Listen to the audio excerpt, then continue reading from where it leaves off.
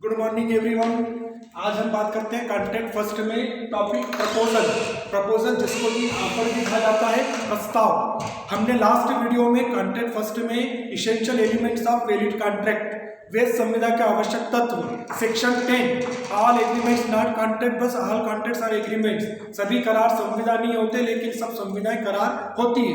ये हम देख चुके थे। अब हम देख रहे हैं सेकंड टॉपिक, प्रस्ताव, प्रपोजल। इसकी सिनॉप्सिस मैंने यहाँ नोट कर रखी है। नंबर 1 आशय, मीनिंग। तो प्रस्ताव में हमें ये लिखना है कि प्रस्ताव संविदा की प्रथम सीढ़ी है।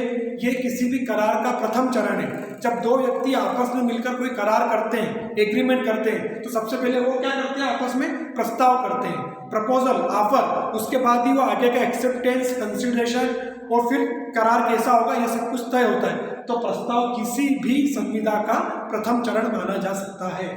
परिभाषा हम देखते हैं डेफिनेशन में। तो डेफिनेशन जैसे मैं आपको हर बार बता चुका हूं कि जितने भी एक्ट्स हमें पढ़ना है लॉ में, उन सब की डेफिनेशन सेक्शन 2 में 99% एक्ट की डेफिनेशन सेक्शन 2 में दी गई है। तो प्रस्ताव की परिभाषा में सेक्शन 2 में है, लेकिन सेक्शन 2 के कौन से क्लास में है?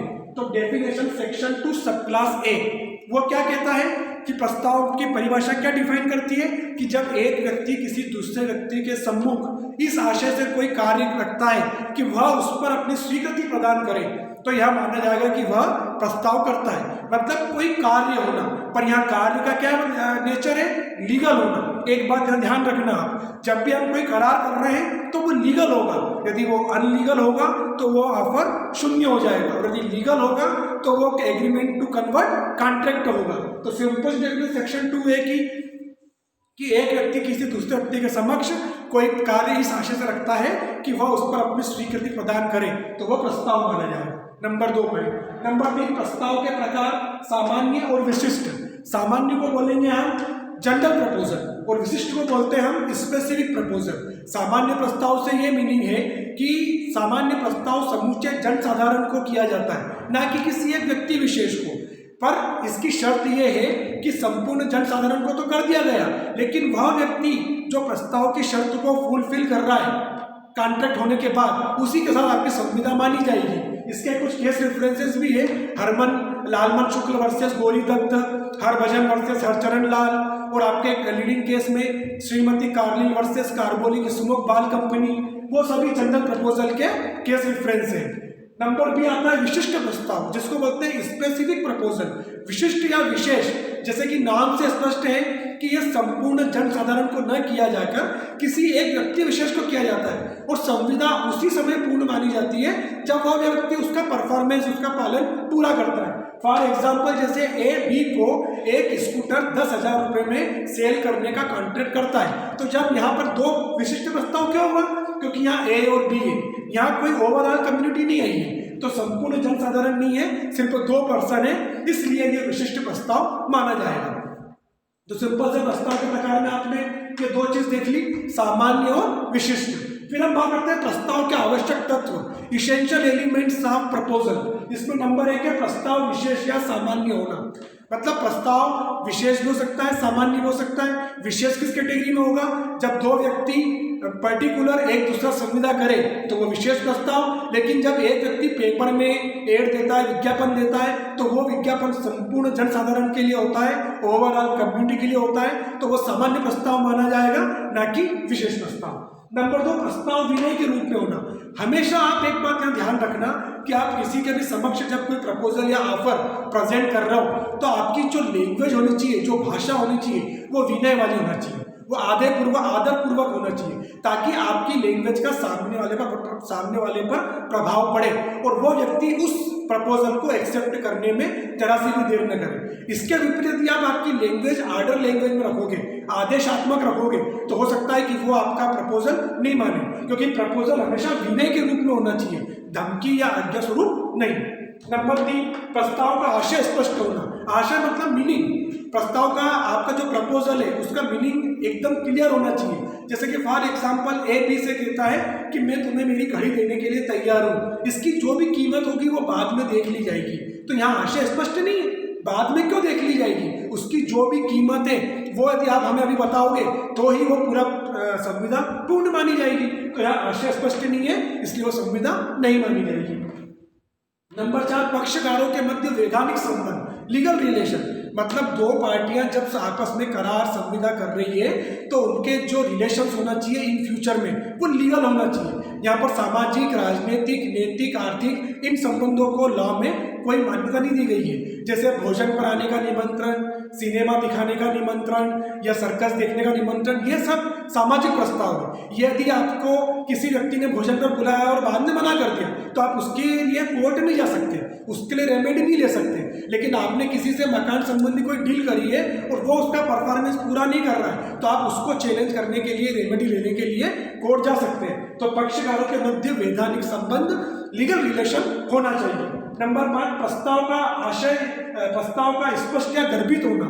स्पष्ट या गर्भित मतलब express are implied, section 9 contract act की कि प्रस्ताव दोनों रूप में हो सकता है, स्पष्ट भी हो सकता है, गर्भित भी हो सकता है। जब वो लिखित रूप में किया गया है तो वो स्पष्ट है, लेकिन जब वह आचरण के द्वारा, व्यवहार के द्वारा किया गया है तो वह गर्भित प्रस्ताव है। फॉर एग्जाम्पल, एक सर्कस के टिकट बेचने वाला व्यक्ति इस टिकट को इस गर्भित प्रस्ताव के साथ सामने वाले को दे रहा है कि वो नियत अवधि 3 घंटे तक आपका मनोरंजन करेगा, तो वह गर्भित प्रस्ताव है, ना कि स्पष्ट प्रस्ताव। इसके बाद लास्ट, प्रस्ताव उसको प्राप्त करने वाले की जानकारी में होना, मतलब जिस व्यक्ति को आपने प्रस्ताव किया है उसको प्रस्ताव का जानकारी में उसका होना जरूरी है। क्योंकि जो मैंने आपको ये सामान्य प्रस्ताव में उदाहरण बताया था, Lalman Shukla versus Gauri Datt case reference, इसमें वो व्यक्ति ढूंढे हुए बालक को ढूंढ कर लाता है लेकिन उसको जानकारी नहीं थी इस चीज की। उसको थर्ड पर्सन ने बताया था कि तुम्हारे मालिक ने ये विज्ञापन निकाला है, तुम उस बालक को ढूंढ लो तो तुमको 10,000 रुपये मिलेंगे। लेकिन कोर्ट ने उसको मना कर दिया था।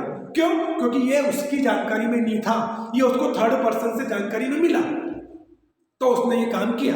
तो प्रस्ताव उसकी जानकारी में होना चाहिए। तो सिंपल से 5 पॉइंट से प्रस्ताव के आवश्यक तत्व। फिर हम बात करते हैं प्रस्ताव तथा प्रस्ताव के आमंत्रण में अंतर, मतलब प्रपोजल और इनवाइट प्रपोजल में क्या डिफरेंस है। तो नंबर 1 आता है कि प्रस्ताव, टेंडर।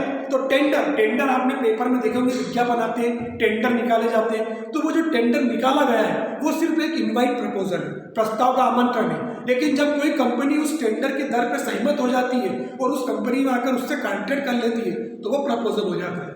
जैसे रेलवे और बस का टाइम टेबल, रेलवे और बस का टाइम टेबल भी एक प्रस्ताव का आमंत्रण है, क्योंकि यह स्पष्ट नहीं है कि निर्धारित समय अवधि जो दी गई है उसी समय पर ये अपना परिवहन सुचारू रूप से करे, ये लेट भी हो सकती है। तो जब आपने कोई रेलवे की या बस की या प्लेन की टिकट ले ली तो उस टिकट को लेने से ये हो गया कि अब आपका उनसे प्रस्ताव हो गया। नंबर 3, मूल्य सूचियाँ।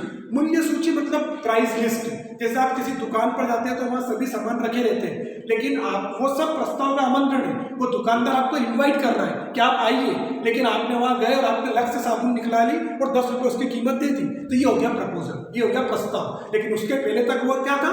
इनवाइट प्रपोजल, प्रस्ताव का आमंत्रण। नंबर 4, कंपनी का प्रविवरण। प्रविवरण मतलब प्रॉस्पेक्टस ऑफ कंपनी। कंपनी अपने प्रविवरण के अंतर्गत शेयर्स का, डिबेंचर्स का अलॉटमेंट करती है। तो जब तक वो पेपर में एड के रूप में रहता है, जब तक वो रहता है इनवाइट प्रपोजल। लेकिन जब हम कोई अंश को या किसी शेयर को या डिबेंचर्स को परचेस कर लेते हैं तो वो हो जाता है प्रस्ताव। व्यापारिक विज्ञापन। व्यापारिक विज्ञापन मतलब सस्ती मूल्यों पर खरीदने या वस्तुएं बेचने का विज्ञापन जो आए समय पेपर में आता रहता है, जिससे कि हम आकर्षित होते हैं। तो वो सब यदि आकर्षण करने के लिए है तो हमारे लिए वो आमंत्रण है, लेकिन हम उस सेल में गए और हमने वो चीज परचेस कर ली तो वो एक तरह से प्रपोजल हो गया। तो ये सिंपल सी चीज थी, प्रपोजल और इनवाइट प्रपोजल में क्या डिफरेंस है। अब हम बात करते हैं प्रस्ताव के खंडन की रीति, रिवोकेशन ऑफ प्रपोजल। सेक्शन 6 कि प्रस्ताव समाप्त किन किन तरीकों से होता है। तो नंबर 1 है प्रस्तावक द्वारा अपने प्रस्ताव की सूचना देकर। जब स्वयं कोई प्रस्ताव है जिसने प्रस्ताव किया है वो स्वीकृति की शर्त पूरा होने से पहले ही अपने प्रस्ताव की लिखित खंडन की सूचना दे देता है तो प्रस्ताव फिर वहां समाप्त मान लिया जाएगा। नंबर 2, स्वीकृतिकर्ता द्वारा पूर्व निर्धारित शर्त को पूरा न करना। नंबर 2 है प्रस्ताव की अवधि बीत जाने पर। जैसे फॉर एग्जांपल कोई कॉन्ट्रैक्ट आपका 3 साल का या 1 साल का या 2 साल का तय हुआ है, तो इतनी अवधि पूरी होने के बाद स्वतः ही आपका प्रपोजल का एंड हो जाएगा, प्रस्ताव समाप्त हो जाएगा। इसके लिए हम कोई एक्सक्यूज की जरूरत नहीं रहेगी। नंबर 3, स्वीकृतिकर्ता द्वारा पूर्व निर्धारित शर्त को पूरा न करना। जैसे कि फॉर एग्जांपल एक कंडीशन दे रखी है कि हम तुम्हें माल उस शर्त पर देंगे जब तुम पूरी माल की कीमत का 25% हमको एडवांस के रूप में जमा कर दो। लेकिन यदि स्वीकृतिकर्ता द्वारा इस शर्त को पूरा नहीं किया गया, एडवांस में जमा नहीं किया गया, तो स्वतः ही उस प्रस्ताव का समाप्त हो जाएगा, रिवोकेशन हो जाएगा। नंबर 4, प्रस्तावक की मृत्यु या पागल हो जाने पर, यदि प्रपोजल स्वयं उसकी डेथ हो गई है या वो पागल हो गया है, विकृत चित्त अनसाउंड माइंड हो गया है, तो फिर स्वतः ही प्रस्ताव का प्रस्ताव का रिवोकेशन मान लिया जाता है। लेकिन यहाँ पर भी ध्यान रखना, इंग्लिश लॉ और इंडियन लॉ, अंग्रेजी विधि और भारतीय विधि दोनों में अंतर है। इंग्लिश लॉ में ये दे रखा है कि जब प्रस्तावक द्वारा संविदा पूरी कर ली गई है और पूरी होने से पहले यदि वो पागल हुआ है तो इंग्लिश लॉ में तो उसके वारिस को उसको पूरा करना रहता है। लेकिन अपने इंडियन लॉ में ये बताया है कि जैसे ही प्रस्तावक की मृत्यु हुई या वह पागल हुआ तो उसी समय संविदा को समाप्त मान लिया जाएगा। और लास्ट पॉइंट है प्रति प्रस्ताव। प्रति प्रस्ताव को इंग्लिश में बताता है क्रॉस ऑफर।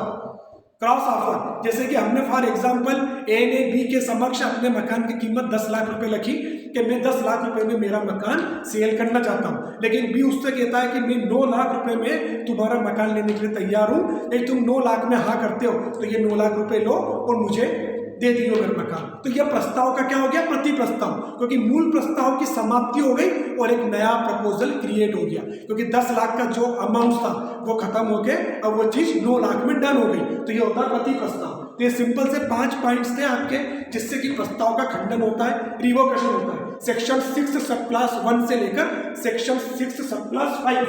अब हम बात करते हैं निष्कर्ष की, कंक्लूजन की। तो कंक्लूजन के रूप में यही कह सकते हैं कि प्रस्ताव किसी भी संविदा की प्रथम सीढ़ी है, प्रथम चरण है, और प्रस्ताव के अंतर्गत पक्षकारों के अधिकारों और कर्तव्य, आपकी राइट्स और ड्यूटीज का निर्वहन किया जाता है, जिससे कि दोनों पक्षकार अपने अपने भाग का पालन करते हैं। तो ये एक सिंपल सा आपका प्रपोजल की यूनिट्स थी, प्रपोजल की सिनॉप्सिस थी, जिसमें हमने मीनिंग पढ़ा, डेफिनेशन पढ़ा, टाइप्स ऑफ प्रपोजल पढ़ा, इसेंशियल एलिमेंट्स ऑफ प्रपोजल पढ़ा, प्रपोजल और इनवाइट प्रपोजल में डिफरेंस पढ़ा, प्लस रिवोकेशन ऑफ प्रपोजल, प्रस्ताव के खंडन की रीति सेक्शन 6, और निष्कर्ष कंक्लूजन। उम्मीद करता हूँ ये हमारा सेकंड क्वेश्चन था आज, जो आपको समझ में आया होगा। नेक्स्ट टॉपिक में हम जब सामने आएंगे, जब हम नए टॉपिक पे बात करेंगे, इसको अपने शब्दों में पढ़ना, समझना, इसके नोट्स तैयार करना, और कोई भी प्रॉब्लम हो तो मुझसे आप शेयर कर सकते हैं। Okay, thank you.